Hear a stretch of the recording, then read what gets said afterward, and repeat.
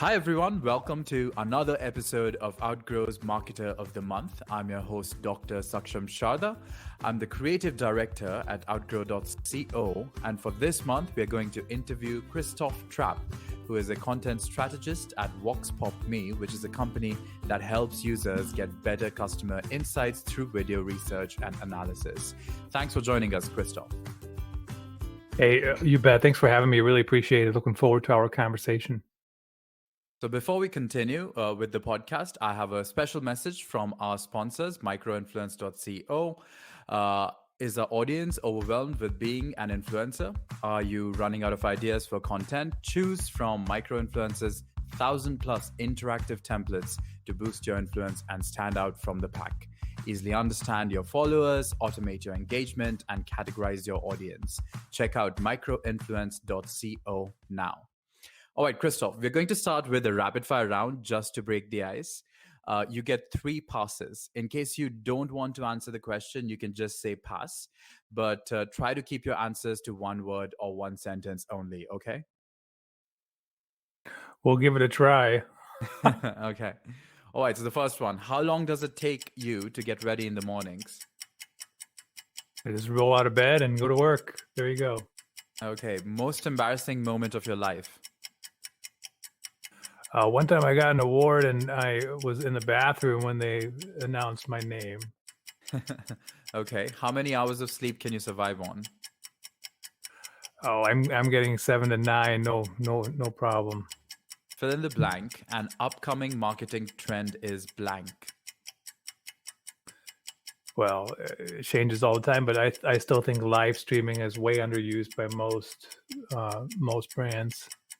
Okay, the city in which the best kiss of your life happened.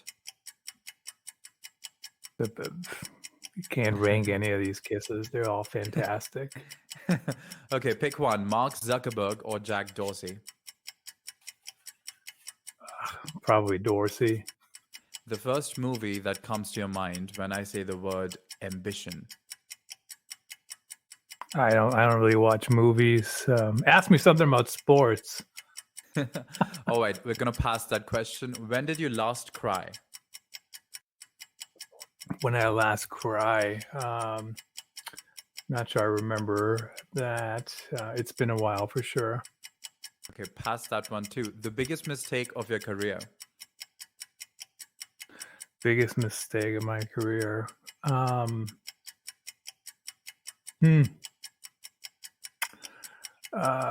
Biggest mistake of my career. Okay, we'll pass just for the sake of time. How do you relax? It's just a rapid fire, so it's fine. How do you relax? Just you gotta make time for yourself. Okay. How many cups of coffee do you drink per day? Well, it depends how you define coffee. Cups. I mean, but I'm drinking coffee all day long. Usually ice cold coffee. I don't know. Okay, 4 of those bottles yours, probably a day. Okay, a habit of yours that you hate. Habit of mine that I hate.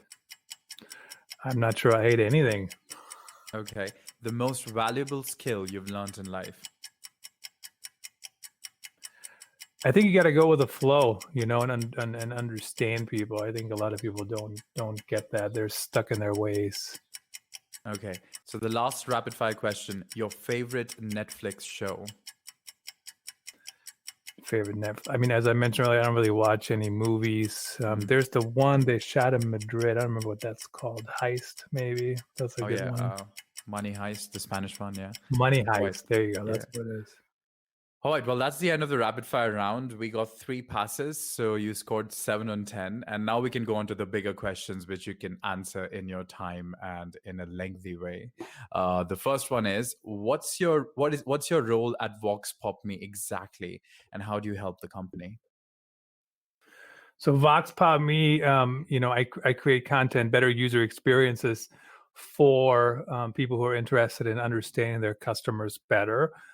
So basically, I help them create their live streams, their podcasts, and turn that into content to really, truly throw a parade for our content wherever people are. That's what we'll serve it to them. So content strategy from end to end.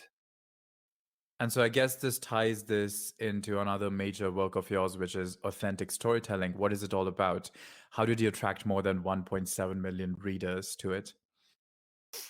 So, like most projects that I do, it did start more of a experiment. How do I do this? How do I do that? And I just kind of turned that into the authentic storytelling project. And I still blog on there today.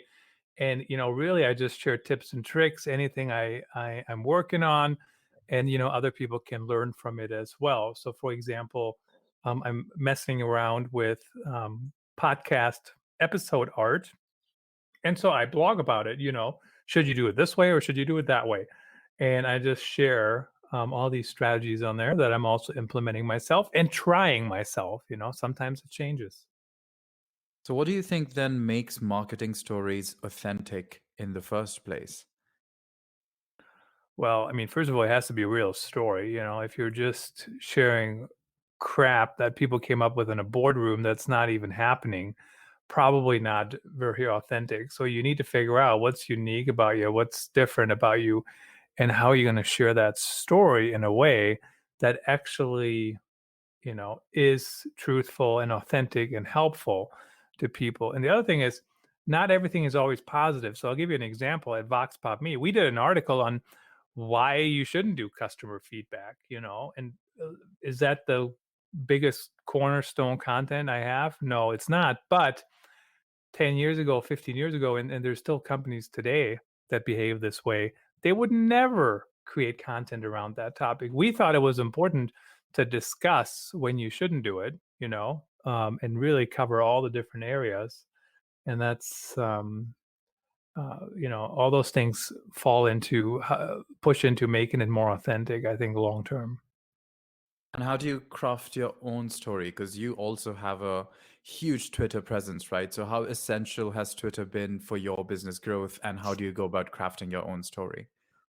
Yeah, I'm a big Twitter fan, honestly, much more than Facebook, for the most part. But I use the create once, publish everywhere model, and basically what I do is everything I create, I try to use everywhere. So whether that's from live stream to podcast to article to social updates, those kind of things. But Twitter, it's been fantastic over the years, just connecting with people, sharing content, and being out there. So I definitely a big fan of Twitter, especially for companies, especially that are not just local. It's definitely the place to be, in my opinion. And how do you think a B2B marketing company should go about strategizing its content for Twitter nowadays? Because I think social media is receiving some backlash for being, being too business oriented. So Facebook is pushing businesses away, like, the business pages away. So you don't see much of their content anymore. So how does a B2B marketing company go about doing that? Well, so you got to remember what their business is, right? So they want you to pay to be shown to people, but there is a mix as well. And I found that social media doesn't drive a lot of direct leads, but I do know for a fact that people go to social media and check out companies. So you do have to share content on somewhat of a schedule. Now, of course, there are tools and to automate that, but you do need to be out there. And then if you have paid strategies, I would tie them together, whether that's through remarketing from your website. I mean, I see it all the time. I see B2B remarketing ads on Facebook. And guess what? I'm not just a consumer on Facebook. I'm still me. I'm still the guy that has whatever business problems I have to solve. And you know, even on Facebook, if I see the same remarketing ad at 8 at night, I might click it.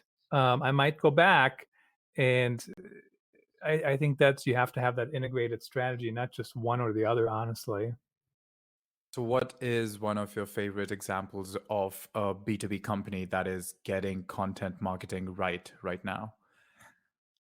It's always a tough questions when people ask that because, we're so come and go today. Like, you see companies pop up and you see them, when you don't need them for a second, you see them disappear. Content, I think it was Gathering Content. They did a fantastic job over the years, building their brand. for their CMS platform, basically. Of course, Vox Pop Me, I think that we do a great job there as well. There's of course some of the typical candidates that you see out there. Drift is out there with their content gong, others like that. But those are kind of I think anybody can do it. You just gotta start. I mean, we don't have to overthink everything. So, what analytics tools and key performance indicators should one use to, evaluate one's social media effectiveness? See, and this is a good question because people always think everything is so direct, and I mentioned that earlier. Social Mm, media, the leads aren't usually direct leads. A lot of times they come from they're indirect leads, right? They are looking for you, they're checking you out, and then they do something else, and then they might come back later. So you do want to look at how many people are you reaching. It still matters how many people you reach when all these people are running around saying we don't care about impressions and they're vanity metrics and whatever. Maybe they are vanity metrics, but it's a numbers game, right? Why does TV advertising still work? Why does and it does still work. People pay a boatload of money to run their ad on TV. And well, the reason they do that is because it's a bunch of people, it's not necessarily as targeted as we would like it to be in some instances, even though that's changing. But you want to look at, what's your reach? Who are you reaching? Are they the right people? Of course, knowing if they're the right people. I know it is getting easier and easier, but again, it is a numbers game, and so you want to weigh that, of course. Analytics, I think social media is a pain. You can use Google Data Studio to pull them all together or other similar tools. But like for live streams, which I focus on a lot currently, like it doesn't pull it in automatically. Or it does there like LinkedIn doesn't even have a thing that says live video views, So um, those are, I think, the tools I would recommend. But be aware of what you're trying to accomplish and how long it takes. If it takes you 8 hours to put together your social media metrics, and they're not that important, or all of them, figure out what are you going to report, what are you going to look at. You've talked about live streaming a lot. So, what are your opinions on Clubhouse and whether you think Twitter's trying to rival it with Twitter Spaces, etc.? So, what do you think is the future of these apps and those social But networks? yeah, it's interesting, right? Because it always depends on what's currently in the headlines. So I don't blame you for saying it, asking the way you did. So Clubhouse, Twitter Spaces, and now Facebook has another one that's coming out. I don't remember the name Yeah. now.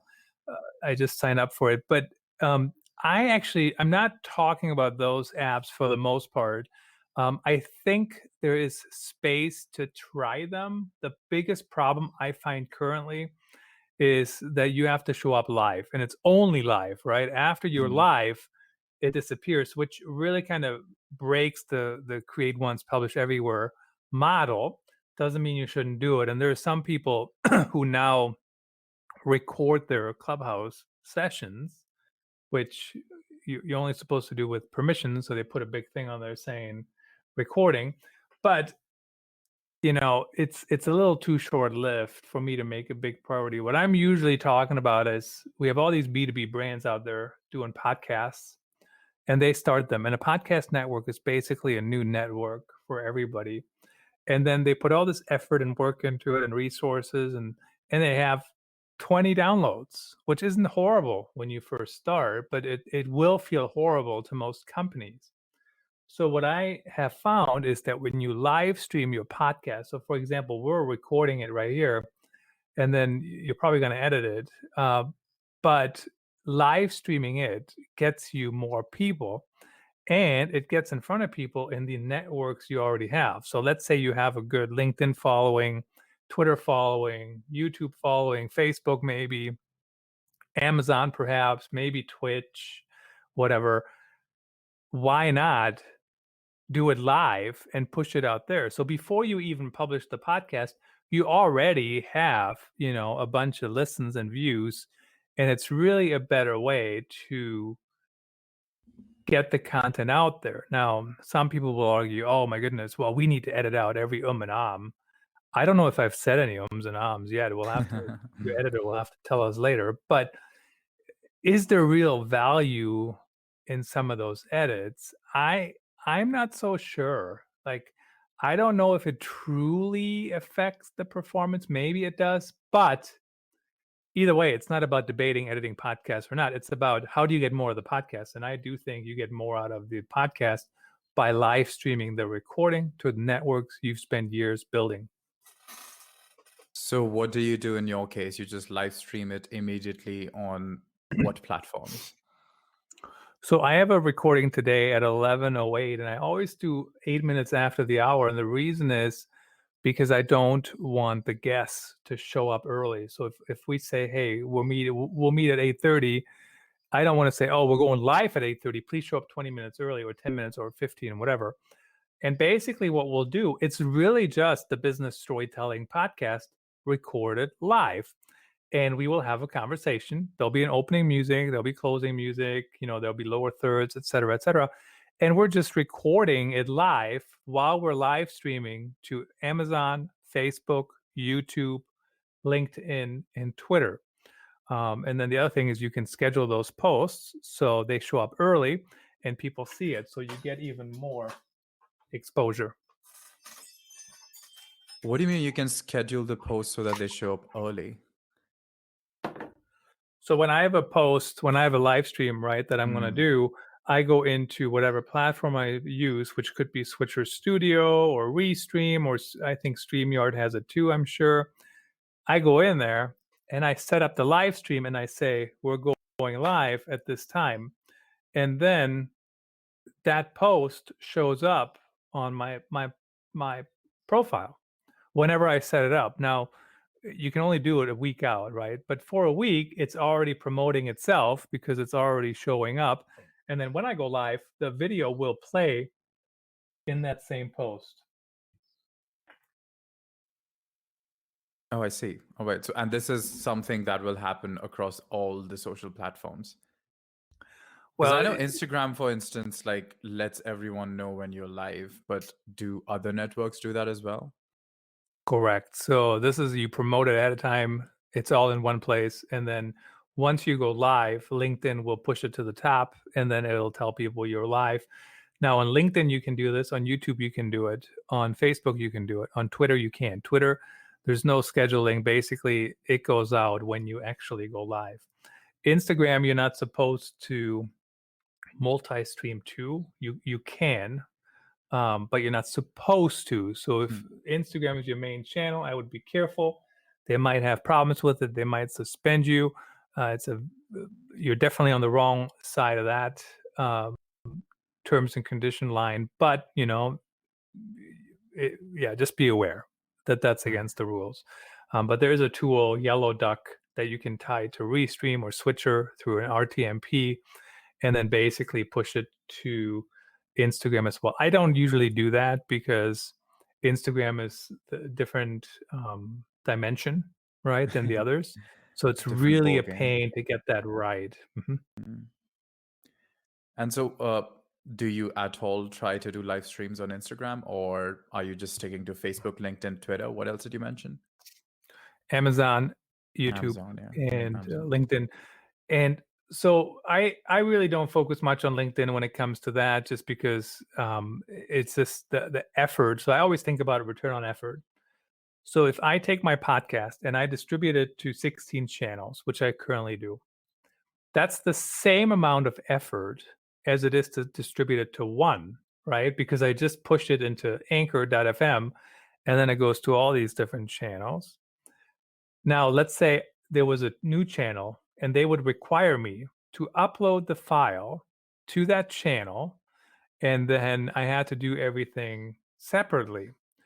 So now my return on effort is going up, right? And so that's something to always keep in mind. How much work is involved? How easy is it? And that's why I'm a big fan of the multi-streaming concept. So what are some of the best digital resources that have helped you along the way? Not just for live streaming, but also for everything you do at Vox Pop Me? Well, it's always a good question. I mean, if you mean like, thought leaders to follow and whatnot, I think that's always a good idea to read up. I really just, this is why I kind of hate the question about who specifically is doing something good, because like unless it's right in front of me, it's really hard to remember. In my opinion, I follow on Twitter. I follow people, and when they show up, I read their stuff, I catch up. But here's the reality of digital marketing. You don't learn how to ride a bike by reading about riding a bike. You need to actually go do it. You're not going to learn how to podcast to by reading about podcasting. You're not going to learn how to write articles by reading about writing articles. Those things can give you ideas, but I have I'm definitely more on the side of let's just try it, see if it works. And certainly I kind of pay attention to things flying by on Twitter. And that's really where I read most of my news and content nowadays. I mean, even like my regular news, like the New York Times and stuff, that's kind of where I catch them.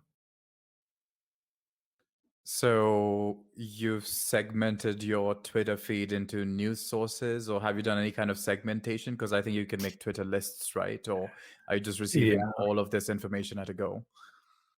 Yeah, you can, but I mean, I'm just looking at my feed. There's some notifications I've turned on. I tried Twitter lists a while back, and then I kind of forget about them. I know a lot of people do that. I don't use Twitter lists really for the most part. Um, when people are just sharing content that really doesn't um, inspire me or relate to me, or I'm not interested, I might just unfollow them. Depending who they are. Sometimes I might just mute them so I don't have to see them, or if they're talking to me and they're rude or something. But I mean, I just look at the feed and try to be selective on who I follow. Of course, that's easier said than done, quite frankly. Yeah. And what do you think, since you are so active on Twitter, what do you think, what is your opinion on a certain amount of fear that is on Twitter now that one might get cancelled for something that they might say? And so it's a thing that is developed in social media in general. So what do you think? What's your take on the whole issue? Well, I think that's a very interesting way how you phrase that question, because somebody's fear to get canceled, right? So let me unpack that a little bit. So first of all, you're not going to get canceled, right? Because it's a business. It's Twitter. It's free, right? It's not um you don't have a right to be on Twitter. Now I know the ACLU has a slightly different opinion on that, and they see there's some danger in that. But when people post harmful crap on Twitter, they absolutely should be banned from Twitter. Totally. Why wouldn't they? Right? You incite violence, you or whatever, you should be banned. Why wouldn't you be? Are you going to be banned by saying your content sucks? I doubt it. I mean, is there any Mm. examples like that, or are we talking about serious um, public safety examples? I mean, is there any examples out there where somebody got banned for just being a jerk, or just saying I disagree or something? Which is, by the way, totally dumb to say I disagree. Like, offer something additional to the conversation. Yeah, I mean, banning, I guess, is a different term than like banning, I guess, is based on Twitter rules, right? So as soon as you break a rule, you get banned. But cancellation, on the other hand, is like, you say something and then there is a wave against you. And then in the case of, I don't know, who was the one who recently just uh, deactivated his account? He's in 30 Rock. What's his name? Alec Baldwin. He just went offline, So what do you think? So, if one is creating a story around oneself, how does one handle these waves? And I think Clubhouse, in a sense, is also a response to that, because in Clubhouse, you can just literally go and say anything because it's a live room. And even if you get banned, the room has really just happened. It's like it's not that content was going Right. to stay on Clubhouse anyway later. It's Yeah. just, Yeah. Slightly different question, really. But yeah. at the end of the day, I think there's a lot of jerks out there, right? That are just, Mm. that's how they're going to behave. I think it also depends on your level of who you are. So a celebrity like Alec Baldwin, I mean, you can turn off replies so people can reply. I mean, I do that sometimes. And then sometimes people get upset by that and they retweet it and they make some stupid comment. Like, you Mm. just have to you just have to like not pay attention to it. Don't check your notifications if you're at that level, you know? Block people. I mean, yes, you're absolutely correct. There is people that are just rude, that don't know how to communicate. I see it all the time. I I actually probably my worst experience is Facebook groups. And I'm telling you, I don't think I've been in a Facebook group yet that is really worth my time. And usually it starts happening when there's more and more people in it, right? So, but people don't know. Some people just don't know how to write in a nice way. Everything is accusatory, or they're picking the wrong words, and maybe, that's just how they talk and they're the same way offline. I don't know if that's the case a lot of times or not. But I think you just have to ignore it, or Mm. or use the tools that people don't even get to reply. I saw Noah Fant, former Iowa Hawkeye and Denver Bronco tight end, and he has replies turned off on most of his tweets. Like, so he doesn't have to listen to that crap. Hmm. Fair. Yeah, I like that concept because it totally applies to like Insta stories or Twitter stories because no one can actually reply to them. And if they do, it's not a public comment. So it doesn't usually lead to the kind of waves that you would see. But yeah, okay. So one last question for you. What would you be doing if not working for Vox Pop Me right now? So what would you be doing in life if not this?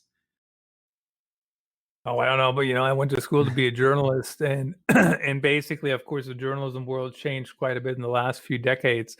But definitely something along these lines. I couldn't tell you anything different that I would be doing. I mean, I'm not going to be, I'm not a car salesman or anything like that. I'm a content person, so hard to imagine a world where I would be doing something completely different. Yeah, but slightly different than you would be in journalism proper. Yeah, but honestly, what I do now, it's pretty close to journalism, except Yeah, it's not fair. for a media company. It's for a company. Mm. All right, fair. All right, well, thanks everyone for joining us for this month's episode of Outgrow's Marketer of the Month. That was Christoph Trappe, who is a content strategist at VoxPopMe, which is a company that helps users get better customer insights through video research and analysis. Thanks for joining us, Christoph. You bet. Thanks for having me. Do check out their website for more details, and we'll see you once again next month with another Marketer of the Month.